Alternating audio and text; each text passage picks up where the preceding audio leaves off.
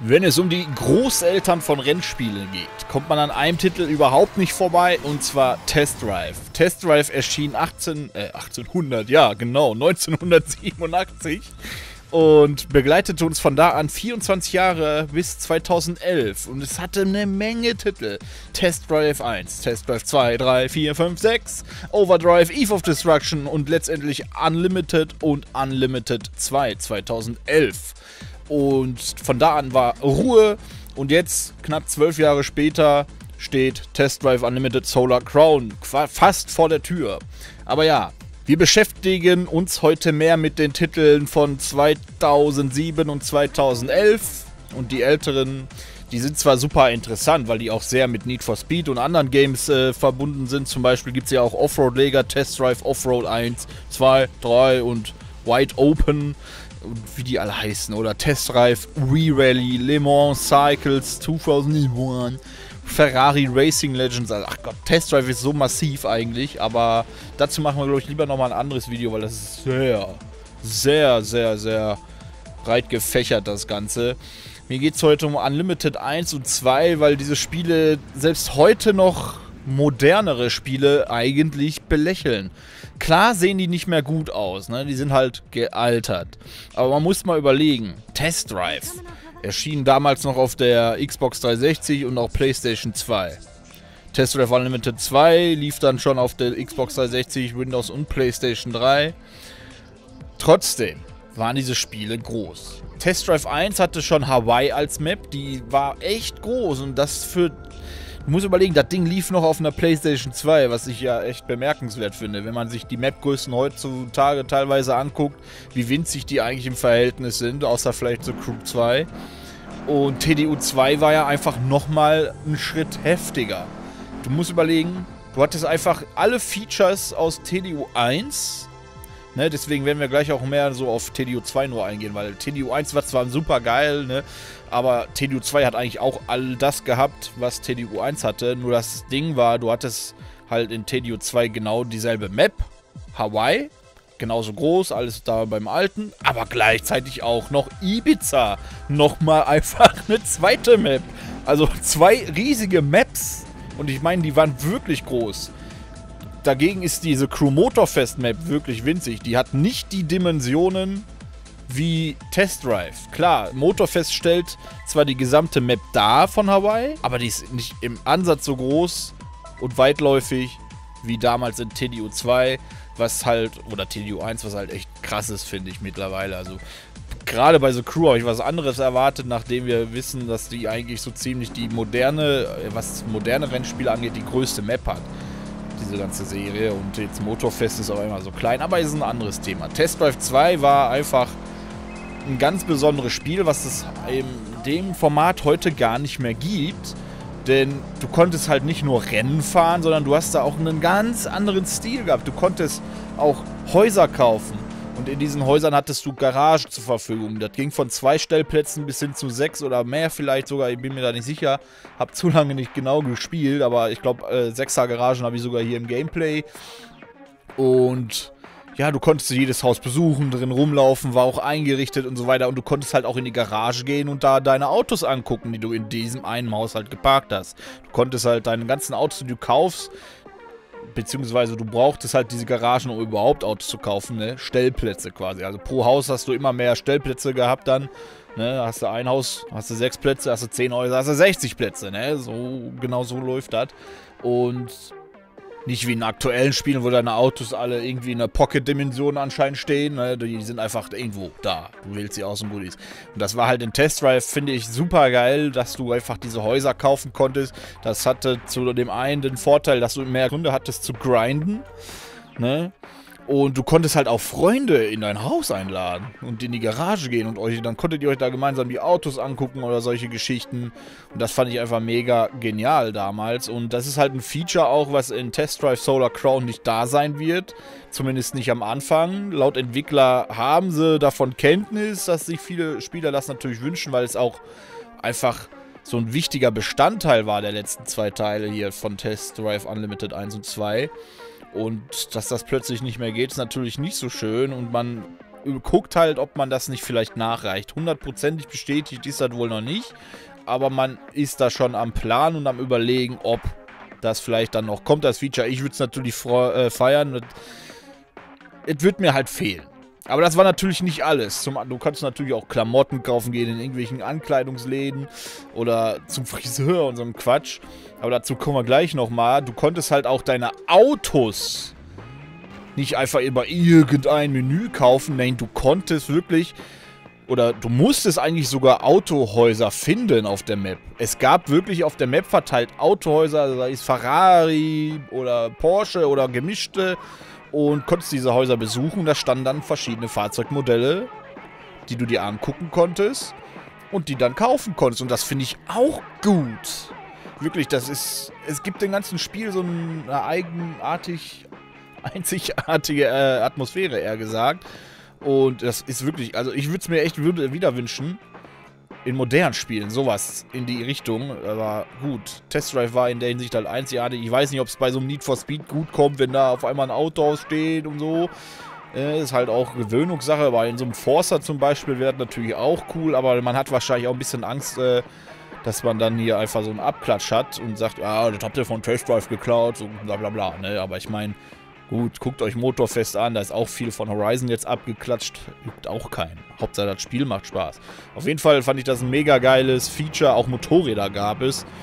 Und ja, hat damals immer sehr viel Spaß gemacht, mit irgendwelchen Kollegen durch die Gegend zu cruisen auf der Suche nach Autohäusern. Wir haben das damals wirklich noch so gemacht. Wir haben einfach das Cruisen mit der Suche verbunden, anstatt irgendwelche Maps im Internet mal rauszugoogeln. Das war schon geil, wenn dann einer geschrien hat, ich hab Ferrari gefunden, hier sind neue Ferrari-Modelle. Boah, alle dahin, hui, Eskalation, let's go hier. Oh, Enzo, oh Gott, ich hab kein Geld, ich muss grinden. Das war einfach viel zu gut damals.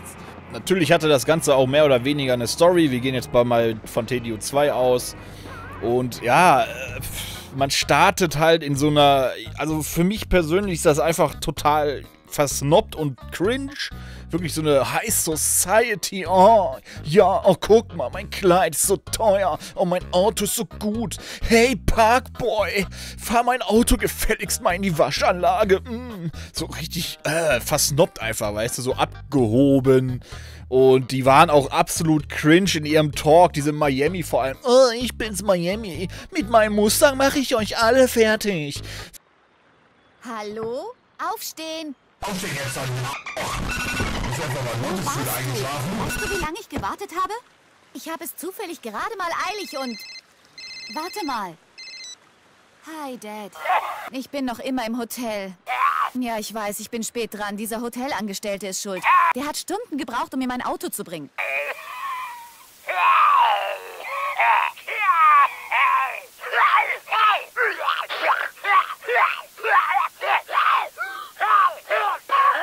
Ich denke, die Sache ist klar. Vor allem erst startet das da so partymäßig und du hast Ferrari und alles voll geil und dann wachst du im Auto auf. Also ich meine, was ist los da? Hat der sich was eingeschmissen oder was? This is your brain on drugs.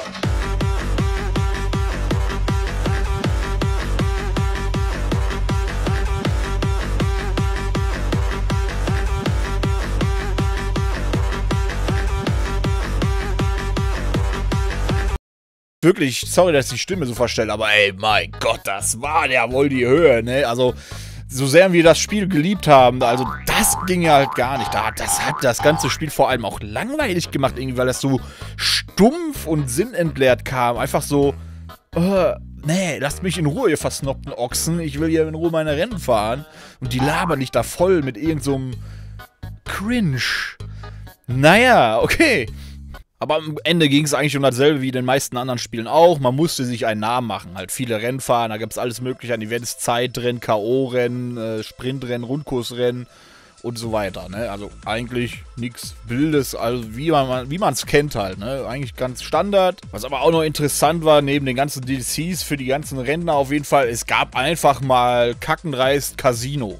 Ja, da gab es wirklich ein Casino und du konntest da an einen Slot-Automaten ran oder irgendwelche Pokerspiele machen oder Roulette und ein Audi R8 gewinnen oder halt Cash.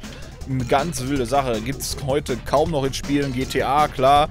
Ich finde Casinos geil in-game. Ich meine, ich bin jetzt nicht so der Riesenbefürworter, was Glücksspiele angeht. Ich finde ja selbst CSGO-Kisten teilweise, ja, fast zu viel Glücksspiele, wenn man es übertreibt. Aber das war halt ganz lustig. In so Spielen wie GTA und so finde ich das geil. Natürlich gut, die GTA ist jetzt ein bisschen, ne, da mit der Gewinnquote, da ist Rockstar halt voll dran, ne, und Geld verbrennen. Aber irgendwo ist die auch realistisch, ne. Auf jeden Fall eine geile Sache. Hat auf jeden Fall Spaß gemacht, da auch mal wieder reinzuschauen. Ja, im Großen und Ganzen, natürlich war das Ganze auch online, basierend auf so einem System wie fast wie Horizon oder so. Da wurden halt Spieler in deine Map geladen, quasi, die in deiner Nähe waren, ne? Also einen ständigen Wechsel zwischen Spielern hattest du. Und du musstest auch die ganze Map halt abfahren. Da gab es halt auch Erfolge und so weiter. Jede einzelne Straße, kennt man vielleicht auch aus Horizon.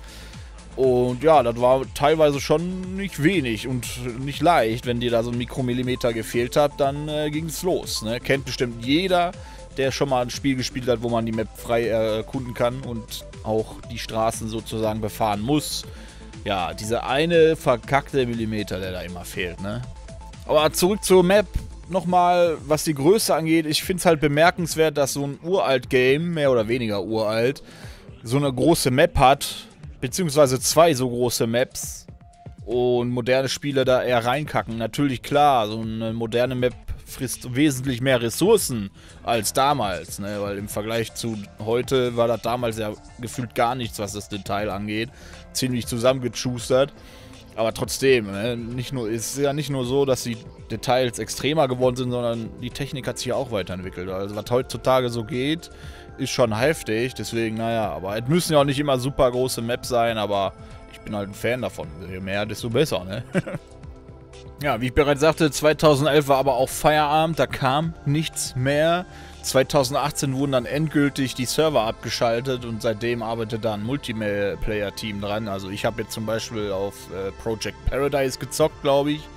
Auch ein ganz komisches Hin und Her. Ist wirklich ein bisschen katastrophal, das Ganze da. Zumindest war es für mich nicht so einfach, weil ich hatte das schon eine Weile installiert und das irgendwie wieder zum Laufen zu kriegen, war schon eine bunte Nummer. Aber ja, ich weiß nicht, ob es da noch was Aktuelleres gibt, aber so groß sind die Spielerzahlen halt auch nicht mehr. Und ja, jetzt arbeitet natürlich ein neues Team an einem neuen Teil, Nachfolger, beziehungsweise, wir kennen es, Test Drive Unlimited Solar Crown. Ja, Solar Crown hieß ja das ganze Event in TDO 2 schon. Ich hoffe natürlich, dass im neuen Teil die Story und so weiter nicht ganz so übercringe wird, ne? Dass die einer mit irgend so Snob-Geschwätz zuballern. Wobei man sagen muss, das Setting ist ja schon so ein bisschen in die Richtung, ne? Bling, bling, alles, oh, ja, High Society, meine Damen und Herren, ne? Ah, nee, ah je, naja, warten wir es mal ab. Man darf auf jeden Fall gespannt sein und ich hoffe, dass wirklich alle guten Features eines Tages dann auch ins Spiel kommen. Ne, wie zum Beispiel die Häuser kaufen und so weiter, ein Casino und alles, wäre natürlich auch geil. Und ja, da bleibt echt mal abzuwarten und ob die da vielleicht sowas machen wie TDO 2, dass Hong Kong Island nicht die einzige Map bleibt, sondern wir dann woanders noch hinreisen können. Ich meine, was damals ging, wird auch heute gehen, oder? Wäre schon cool. So ein Remake von Hawaii oder Ibiza noch dazu, das wäre schon geil. Oder was meint ihr? Würdet ihr euch die ganzen Features von früher auf jeden Fall zurückwünschen? Ich denke schon, ne? Habt ihr TDU gespielt? Teil 1, 2 oder auch die ganz alten Test Drive-Teile. Aber ich denke mal, Unlimited 1 und 2 sind halt so die bekanntesten, weil die auch am meisten geboten haben. Ich habe es da auf jeden Fall damals sehr viel gespielt. Es war auch mein erstes Online-Rennspiel auf der Xbox 360. Das war noch ganz wild. Da weiß ich noch, wie ich mit meiner blauen Corvette neben der Villa von meinem Kollegen stand und ich hatte noch gar nichts gefühlt. Das waren einfach geile Zeiten, ja. Schreibt es mal in die Kommentare, ob ihr das damals gezockt habt und ob ihr ja, guter Dinge seid, was den neuen Teil angeht, ob der genauso gut wird wie die alten oder ob er irgendwie scheitern wird. Ich bin gespannt. Das war es erstmal von meiner Seite. Irgendwann gehen wir nochmal auf die Klassiker davon ein.